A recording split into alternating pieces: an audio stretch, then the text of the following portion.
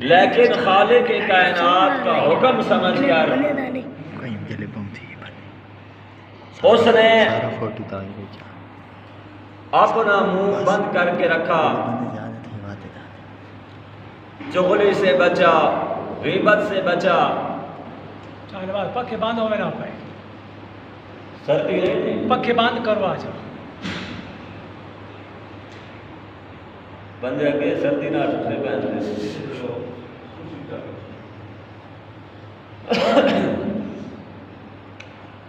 تو جب بندوں نے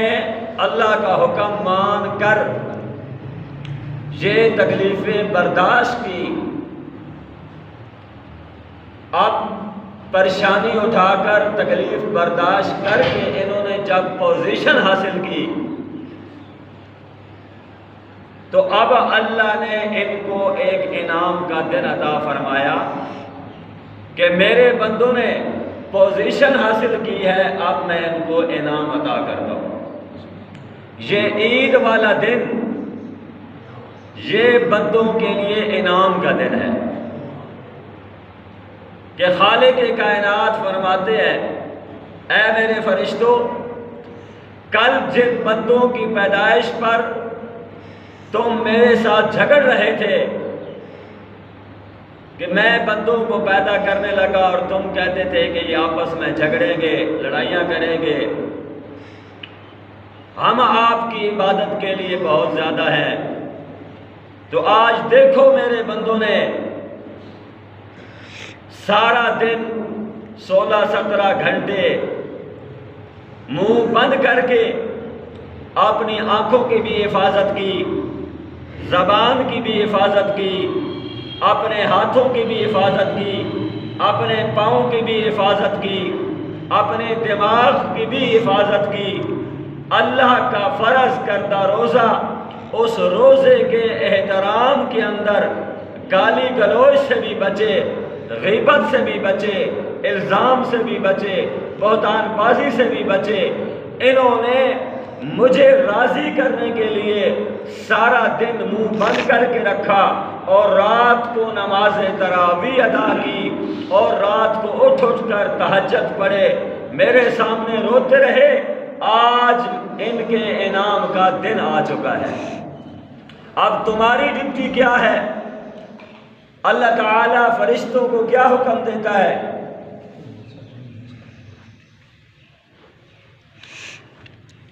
اللہ تعالی فرشتوں کی کیا ڈیوٹی لگاتا ہے کہ اے میرے فرشتوں، تمہاری ڈیوٹی یہ ہے، حالانکہ تم پاکیزہ مخلوق ہو، تم سے تو گناہ صادر ہی نہیں ہو سکتا، تم تو ایک نوری مخلوق ہو، لیکن آج میرے بندوں نے مجھے راضی کر کے اپنا مقام اتنا بلند کر دیا ہے کہ اب نوریوں کو حکم ہے کہ تم ان انسانوں کے راستوں میں کھڑے ہو جاؤ اور جہاں سے یہ گزرے ان کے ساتھ مصافحہ کرو، ان کے ساتھ کیا کرو؟ مصافحہ کرو، ان کے ساتھ ہاتھ ملاؤ، ان کا استقبال کرو کہ انہوں نے پورے مہینے کے اندر مجھے راضی کرنے کے لیے میری رضا کی خاطر انہوں نے قربانی کی، مشقت برداشت کی، تکلیف برداشت کی۔ آج انہیں انعام دینے کا دن ہے، تم ان کے راستے میں کھڑے ہو جاؤ، ان کے ساتھ مصافحہ کرو۔ اور اللہ تعالیٰ فرماتا ہے کہ جب انسان عید کی نماز پڑھنے کے لیے اپنی زبان کی بھی حفاظت کرتا ہوا آیا، اپنی آنکھوں کی بھی حفاظت کرتے ہوئے آیا اور میرے نام کی تکبیر بلند کرتے ہوئے آیا، اللہ اکبر اللہ اکبر، لا الہ الا اللہ واللہ اکبر، اللہ اکبر وللہ الحمد، اللہ کی تعریف کرتا ہوا آیا، تو اب اللہ کی طرف سے اعلان ہوتا ہے، عید کی نماز پڑھنے پر فرشتے کھڑے ہو جاتے ہیں اور اعلان کرتے ہیں کہ اے انسان آدم کی اولاد، اب بخشے بخشائے تم گھروں کو چلے جاؤ، بخشے بخشائے چلے جاؤ۔ یعنی جب بندہ عید کی نماز پڑھتا ہے اس کے گناہ ایسے دھل جاتے ہیں جیسا کہ ایک گرمیوں کے اندر، جیسا موسم خزاں کے اندر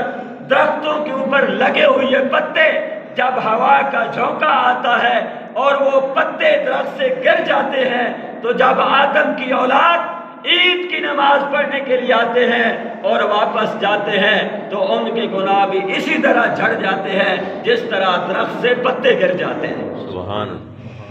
وجہ کیا ہے کہ بندہ جب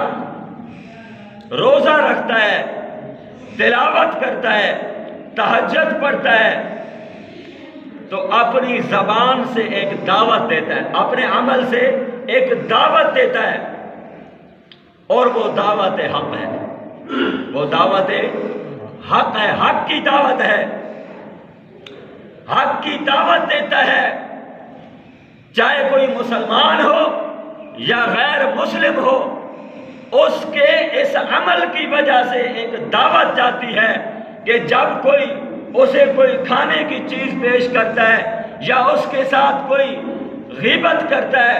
یا بد نظری کی بات آتی ہے تو وہ آگے سے یہ کہہ دیتا ہے کہ میرا روزہ ہے، مجھے اللہ کا ڈر مانے ہے۔ اس کے اس عمل کی وجہ سے لوگوں کو دعوت ملتی ہے کہ اس رب کا ڈر اس کے دل کے اندر موجود ہے جس رب نے اس کو پیدا کیا۔ وہ دعوت اسی کو اللہ رب العزت نے اپنے قرآن مقدس کے اندر ارشاد فرمایا، لہو دعوت الحق۔ اللہ فرماتے ہیں تمہارا کام، تمہیں میں نے اتنی نعمتیں ادا کی ہیں، وَإِن تَعُدُّوا نِعْمَةَ اللَّهِ لَا تُحْصُوهَا۔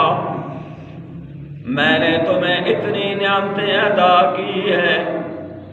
کہ اگر تم میری نعمتوں کو گننا شروع کرو، اگر میری نعمتوں کو شمار کرنا شروع کر دو، تو میں نے تمہیں اتنی نعمتیں عطا کی ہیں کہ تم سارے کے سارے مل کر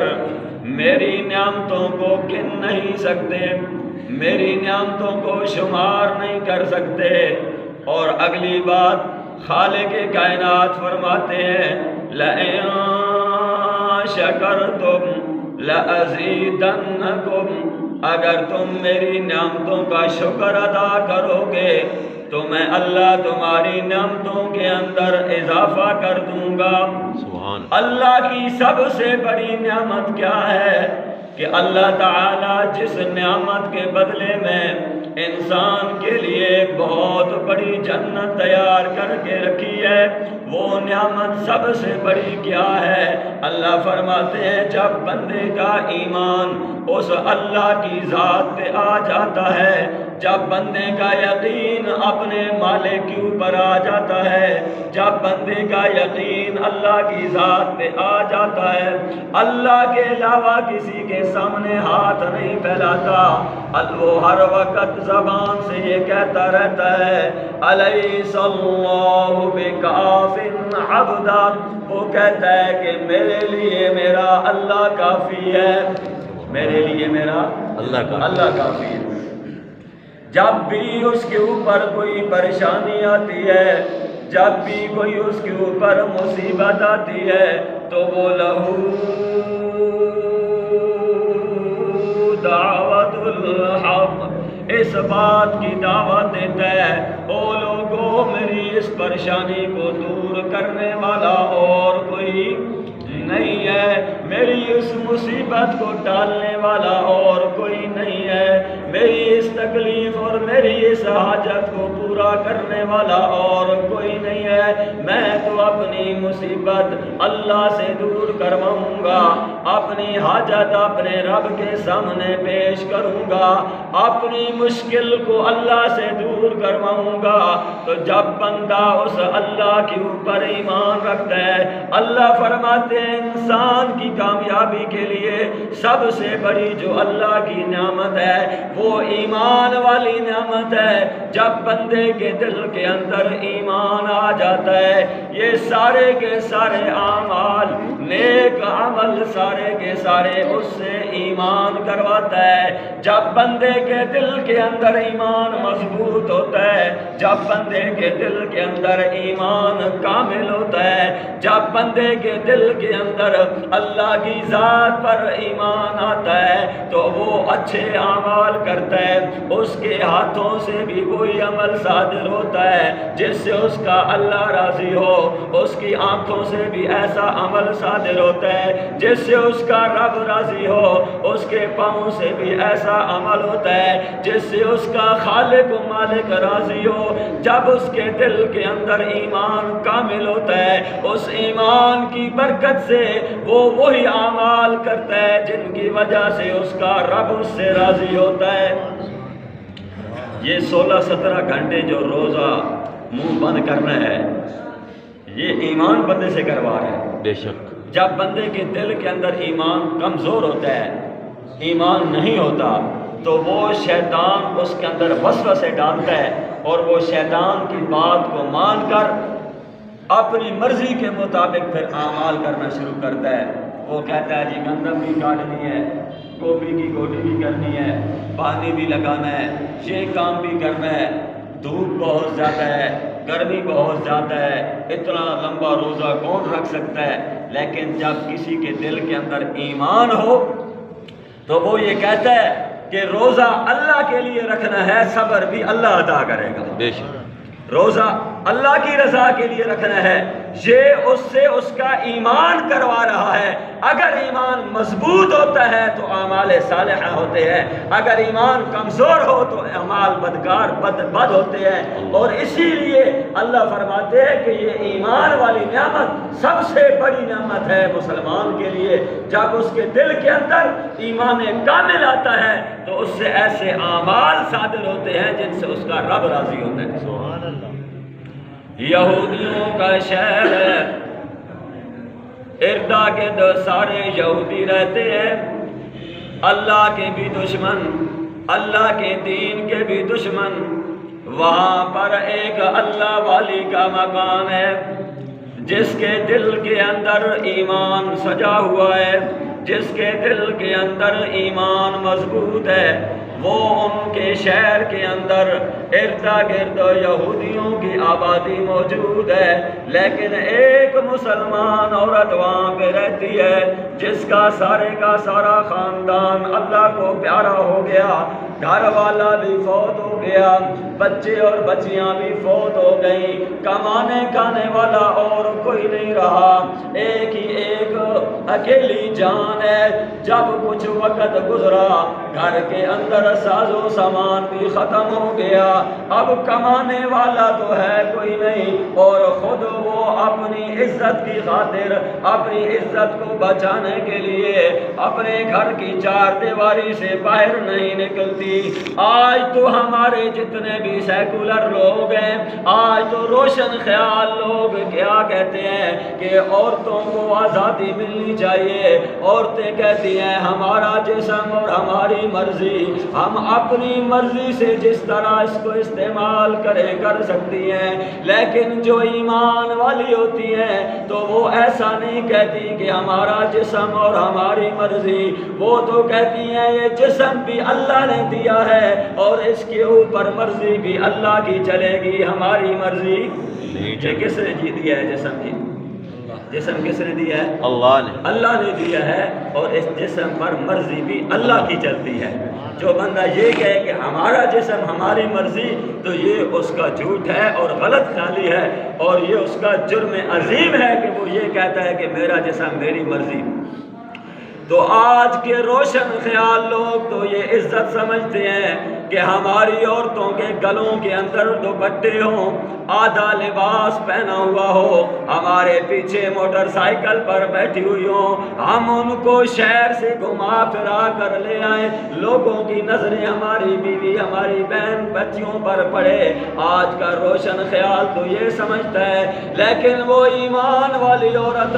جو ان یہودیوں کے شہر کے اندر اندر رہتی ہے۔ اب دیکھو نا ایمان بندے سے کیسا عمل کرواتا ہے۔ اس کے دل کے اندر ایمان سجا ہوا تھا، اس کے دل کے اندر ایمان کامل موجود تھا، اس کے دل کے اندر ایمان مضبوط تھا۔ اس ایمان کی بدولت اپنی آنکھوں کا حیا بھی کیا، اپنے جسم کی بھی حفاظت کی، چار دیواری سے باہر نہ نکلی۔ جب اس نے دیکھا اب وقت بہت گزر چکا ہے، کمانے والا کوئی نہیں ہے، گھر کے اندر ساز و سامان سارا ختم ہو گیا ہے، اب کئی دن ہو گئے ہیں، فاقے بے فاقہ برداشت کر رہی ہے۔ یہ اللہ کا قانون ہے، اللہ اپنے نیک بندوں کو آزماتا ہے کہ میرا بندہ اپنی غربت کے اندر یا اپنی فقیری کے عالم کے اندر میرے اوپر ایمان کیسا رکھتا ہے۔ جس طرح حضرت بلال رضی اللہ تعالی عنہ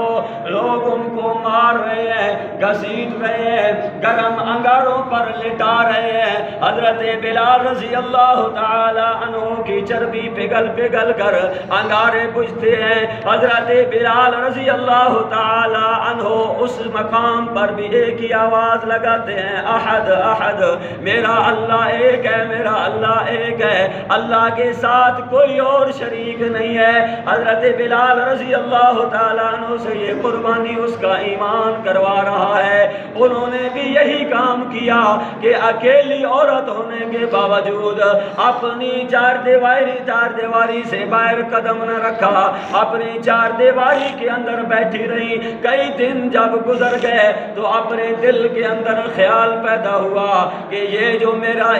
ارد گرد یہودی رہتے ہیں، یہ تو گلہ کریں گے اس اللہ پر کہ یہ مسلمان ہے، اللہ کے اوپر ایمان رکھتی ہے، جس کی وجہ سے اس کے گھر کے اندر فاقے آ رہے ہیں، اس کے گھر کے اندر کوئی کھانے پینے کی چیز نہیں ہے۔ اس نے اس لیے یہ عمل نہیں کیا کہ اپنا پیٹ بھر لوں، بلکہ اس نے اپنے اللہ